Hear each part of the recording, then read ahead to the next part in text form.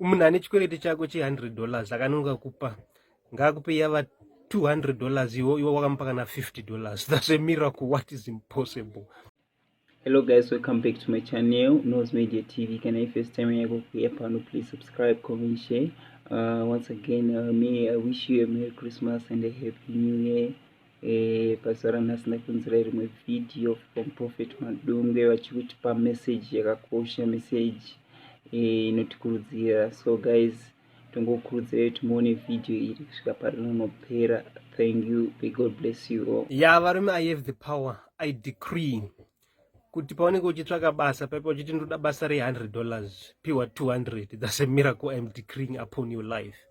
Munhu ane chikwereti chako $100 akanonga kupa ngakupe yava $200 iwo wakamupa kana $50. That's a miracle. What is impossible? Ndikudeclare a miracle before the year ends, before 25. Ndakuti kutambe Christmas zvakanaka nemhuri yako zvakanaka, uchidya udye ufare mugoche muite zvese zvamunofanira kuita. Saka that's why ndadeclare munana kuti munhu ane chikwereti chako $10 ngakupe $50 kuti asori shana nganonga nemari yako. Munhu ane chako ngakupe double kana zviri multiply by 3 ndatopedza so.